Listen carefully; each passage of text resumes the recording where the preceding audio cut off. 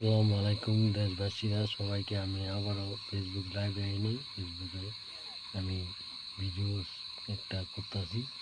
সেই ভিডিওটার নাম হচ্ছে আমাদের মন্ত্রী তারেক রহমান স্যার এর কাছে বলতেছি যে আমার মন্ত্রী সাহেব তারেক রহমান মন্ত্রী সাহেব, আপনি যে 1 লাখ টাকা দিবেন, এই 1 লাখ টাকার বদলে আপনার সেলসম্যান, তারপর আপনার ম্যানেজার, তারপর আপনার বডিগার্ড, এই আপনার লগে যে থাকে এরা আমার কাছে 1,000 টাকা চাইছে।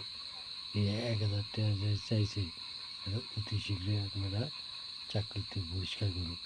আর আমি একটা কথা বলি, আমাদের আব্দুল সালাম আজাদ ভাইকে বলুন, টঙ্গিবাড়ি থানা জেলা মুন্সিগঞ্জের 2 আসনের 9 জনের আমাদের এই এই আইডল বাজার আর দুলিয়াটা এই বড় বাড়ি এই আব্দুল কলিম মুন্সি পোলা জিল্লুর রহমান, ওকে আপনারা ধরে নিতে পারতেছেন না। এখন আপনারা টাকার জন্য ছেড়ে দেয় পুলিশ, যে পুলিশে 1,20,000 10,000 টাকা করে দিতেছে, কিন্তু এর যারা ঘুষ খায়, যারা খায়, এই পুলিশের চাকরি অতি শীঘ্রই আমি আব্দুল সালাম আজাদ ভাইকে বলতেছি, আর প্রধানমন্ত্রী তারেক রহমান স্যারকে বলতেছি, আর সর্বশেষ সালাউদ্দিন স্যারকে বলতেছি, আপনারা সরকার যদি ঠিক মতন চলান দেশবাসীদের জন্য, দেশবাসীরা স্বৈরাচারের লাইন যে না হয়,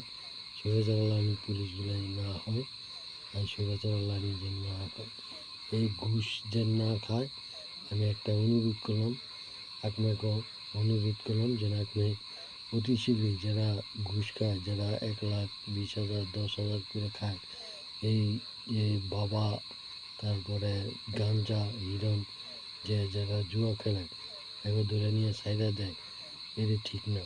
আমি একটা অনুরোধ করলাম, যে পুলিশেরা এরা খাইয়া ঘুষ খাইয়া সাইডা দেয়, এই পুলিশকে অতি শীঘ্রই আপনারা বহিষ্কার করে দেবেন, চাকরিতে বহিষ্কার করে দেবেন, চাকরিতে নট আউট করে দেবেন।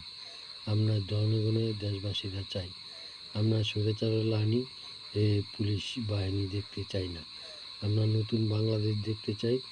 আমাদের পুলিশ বাহিনী সবাই থাকবে হচ্ছে কি জনগণের, দেশবাসীর গোলাম।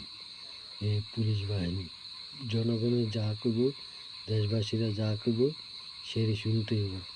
আমি একটা অনুরোধ করলাম যেন আপনি এই কামটা করেন। আর এই যে